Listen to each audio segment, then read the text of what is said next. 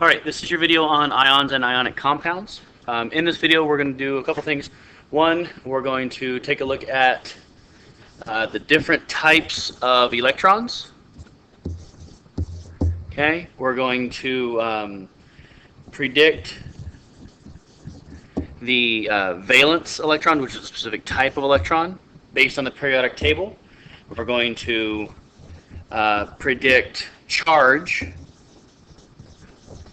on the periodic table in relation to ions, which are charged atoms.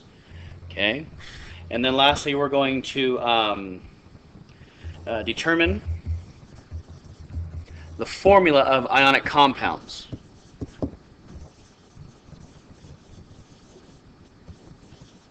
Based on those charges. Okay, so that's what we're going to do.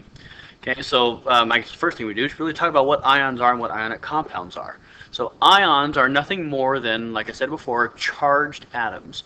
So for example, if I have, say, oxygen, right? If I have the same number of protons and the same number of electrons in oxygen, then I have a neutral atom, and that would be an atom and not an ion. However, there are times when I'm going to end up with a different number of electrons than I will protons. Okay. In that case, I'm going to have an ion of that particular element. Okay, it's really important that you note that the number of protons cannot change for this particular case, because if I change the number of protons, that means I'm changing the atomic number, which means I'm changing the identity of the element. Okay, so what's really happening here is the difference in electron count versus protons. Okay, I'm not changing protons at all. So let's take a look at our different types of electrons. Okay, so I'm going to go ahead and pick, we'll pick on lithium. Why not? So there's lithium. Okay, so inside lithium, we have 3 protons and we have 3 electrons.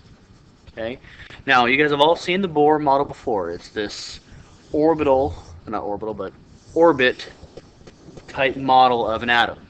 Okay, and we should hopefully remember from previous classes that the first energy level, or this first orbit, can hold no more than 2 electrons, and then the outer, and every outer from this point on, can only hold 8. Okay, now this is of course changes under certain circumstances. Okay, because this is not a real or by any means an accurate model of what an atom really is, but it really does help us understand the difference between the 2 main types of electrons, which we're talking about right now. So I'm going to go ahead and put my 3rd electron out there. Okay, and I'm just going to go ahead and make that a blue electron. Why not? Here's my blue electron. Okay, so that blue electron is in the outermost shell. Okay, which means it is known as the valence electron. Okay, valence just means outermost shell. So if I said how many electrons are in this atom's valence, I'm mainly referring to the outer energy level. Okay, now these 2 guys right here, these 2 electrons are called core electrons. Now it's important to note, electron, I can just abbreviate like so. It's important to note that core electrons really don't have any place in a chemical reaction. It's all about the valence electrons. Okay, how many there are will determine the reactivity of that particular element. So when we are looking at the chemical reactivity, we're mainly talking about valence electrons. We are not talking about core electrons. Now, it's not saying that they're not important, because we are going to be talking about them in great detail when we get to shielding effect and effective nuclear charge, specifically shielding effect, when we talk about trends in the periodic table. All right? So what I want you guys to see right now, let's see valence electrons versus core electrons. Okay? Good there? Awesome. Now, if I was to take another element, let's go ahead and say fluorine. Yeah, there's fluorine. Okay, fluorine has 9 protons and it has 9 electrons. So if I was to draw the fluorine, which I'm drawing the F as the nucleus, okay, which contains all the protons and neutrons. And then I'm going to draw my electrons, and then my valence electrons. My apologies for changing the color up on you, but you'll adjust. Also, it's important to note why I paired them up like that. One, because it's easier to count, and two, it's going to become very evident why it's written like that when we get into bonding next unit. Okay, so here I have my 7 valence electrons because I have 7 green electrons and I have my 2 red core electrons. Okay, your core electrons and your valence electrons should add up to the total number of electrons in your atom.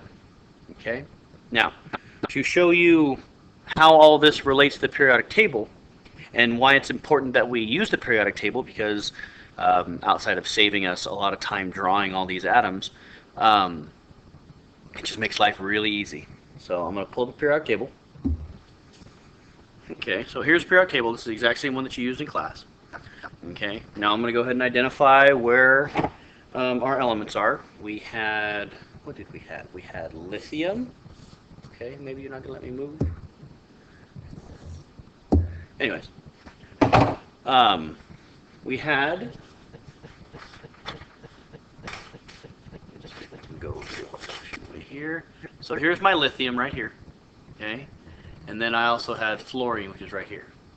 So if you remember in your notes, you should have written down that lithium has 1 valence electron. And great thing is, we mentioned that families tend to behave in a similar fashion. Well, guess what? Everybody in this entire group also only has 1 valence electron. Okay? Same thing with fluorine. Over here, fluorine, the halogen family, all 7 valence electrons. Okay? Now, when you guys are looking at the periodic table, there's a couple things you should realize. Okay? It's not arranged here arbitrarily. Here's my 1 valence electron. My next group over is 2 valence electrons. Okay? I'm going to skip these guys for right now, but I'll talk about in a minute. Okay? Then I have my 3 valence electrons, then my 4, and then my 5, and then my 6, and then my 7, and then 8. And actually, if you look at the periodic table, at the very top it says 1A, 2A. Okay? These 1, 2, 3, 4, 5, 6, 7, 8, those A's will actually tell you what the number of valence electrons are. So in this case, instead of having to, say, draw out nitrogen, right, and draw nitrogen's Bohr model and show that there's 5 valence electrons, okay, I can say, hey, look, it's in the 5th column of my main group elements. These are my main groups, these 2 and then these 6. Okay, those are my main 6 groups. Okay, my main group elements, instead of having to draw out every single circle, I can actually predict the number of valence electrons just in the entire group by looking at that number right there. Okay, so important to note. All right, so now that you guys know that you can find valence electrons on the periodic table, let's move on to what we can actually do if we know the number of valence electrons, specifically determining the ion that could form based on valence electrons. So for that, I'm going to go back 1, and I'm going to go to lithium again. Okay? Now, as we mentioned, lithium only has 1 valence electron, and it's neutral, right? It has the same number of protons and electrons, so the charges are neutral. However, don't confuse a substance being neutral with it being stable, okay? Because lithium is anything but stable. Because remember how we were talking about how the outer electron shell can hold up to 8? Well, it really drives it nuts that there's still an electron out there, okay? It's like a little freeloading electron that people want to kick out, right? Because it's keeping them from being happy, right? That's what that valence electron's doing for this lithium atom. So there's 1 of 2 things that can make lithium happy. Either A, I can fill up my outer electron level, or I can just boot that electron off, making my inner core electron level my now valence electron level.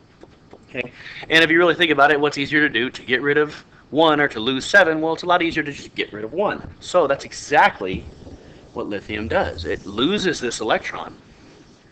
Okay, I'm going to go ahead and erase that. Okay.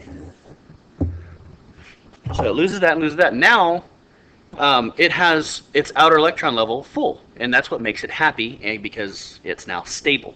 So what happened was, as that one electron was removed, now I only have 2 electrons. Well, if I look, I have 1, 2, 3 positives here. I have 1, 2 negatives there. My 2 cancel out. I'm left with an overall positive charge.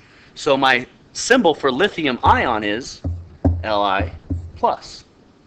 Now, of course, if I'm doing multiple, if I'm losing multiple electrons, then I would end up having 2 plus or 3 plus. I always write the number and then I write the plus or minus. Okay, unless of course it's a 1. So I would have 3 minus or 2 plus, but I would never write 1 minus. Okay, I wouldn't do that, or 1 plus, like I did right there with lithium.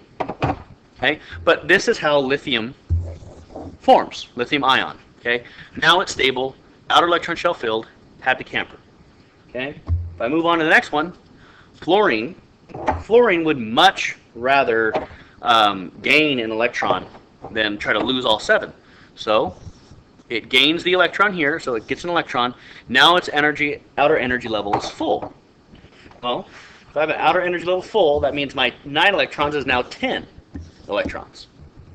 And again, 1, 2, 3, 4, 5, 6, 7, 8, 9 versus 1, 2, 3, 4, 5, 6, 7, 8, 9, 10, right?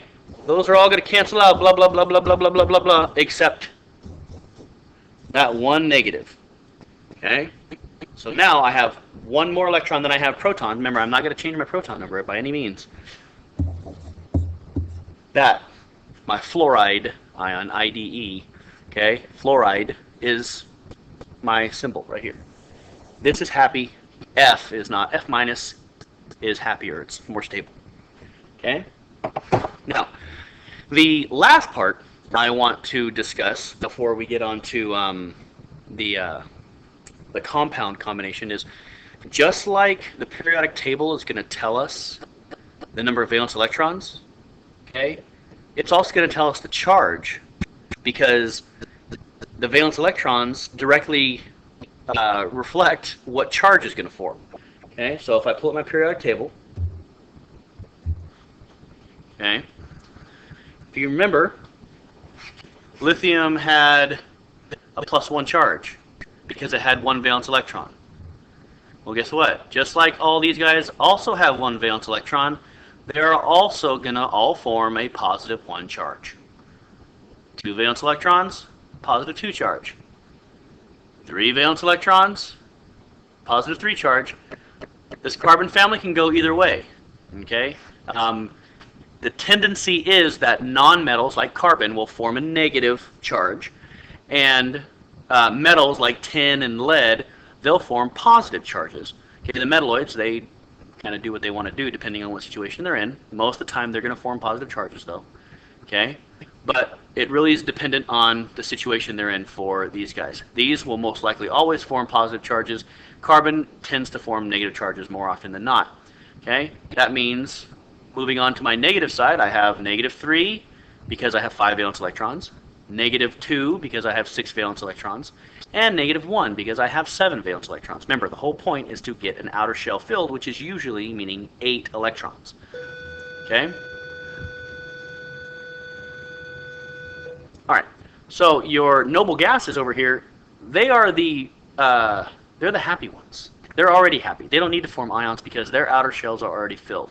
In fact, the whole point of the ion formation to become more stable is just really to mimic these noble gases because they're already full.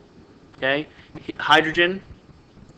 Helium, it doesn't have 8 electrons, it only has 2, but remember, the first energy shell only holds 2 electrons, so its first energy shell is full, so it's happy. Okay? So, let's now move on to our compounds. So if I was to take lithium plus and I was to take fluoride minus or fluorine minus, and I combine them, okay, because they're going to want to, combine with each other because I have a positive and a negative, so the opposites are going to attract, right? I always write my cation first, cation, which is positive charge, and I always write my anion second because that's my negative charge. Okay?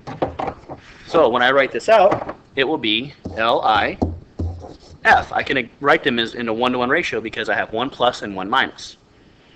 Okay? Now that's not always going to be the case, unfortunately. Sometimes I'm going to end up with, say, a different anion. Let's say I end up with oxygen. Oxygen forms a 2 minus charge, right? Well, now I still write my lithium, but now I have lithium has a 1 plus, oxygen has 2 minuses. If I combine them together, I'm not going to have a neutral compound. I want to have a neutral compound. Okay? I need to find a way to balance it out. Well, in this case, I would pretty much just add an additional lithium.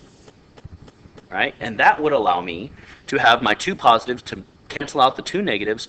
So I would write Li2. So this number right here becomes a subscript. And then O, because I only have 1 oxygen. And that's lithium oxide. Okay? As far as how complicated can it get, I'll tell you right now, because we'll do one more example, and then this video is over. Okay? Let's say I had not a single charge over there, but let's say I had aluminum, which is a 3 plus charge. Right? Now we run into a little bit of predicament because if I combine those two together, right, 1, 2, 3, and 1, 2, if I combine those together, I'm still going to end up with a positive 1 charge. And if I add in another oxygen, then now I'm going to end up with a negative charge. And I'm going to go back and forth, back and forth, back and forth. Okay? Or you could do what I'm going to tell you to do, which is, hey, I have a 3 right there, and I have a 2 right there. My least common multiple, and that is 6. So how many 3 pluses do I need to make to get 6? 1, 2, 3. Well, look, there's 1, 2, 3, 4, 5, 6. That means I need 2 aluminums. And then my oxygen, how many oxygens do I need at -2 apiece to get 6 negatives? 1, 2, 3. So I would need 3 oxygens in order to get that -6. Okay, and that -6 being the sum of those negative charges, and then the positive 6 would be the sum of those positive charges. So based on that, I would write Al, remember because my cation always goes first, Al2O3. Okay. Now, as far as naming is concerned, we'll get to that at another time. But what you'll need to be able to do is, 1, identify the valence electrons, and from the valence electrons, determine what the charge is, and then what that charge is going to determine how it combines in making ionic compounds. Okay? That's the whole video. Hope you didn't hold your breath because it was 18 minutes.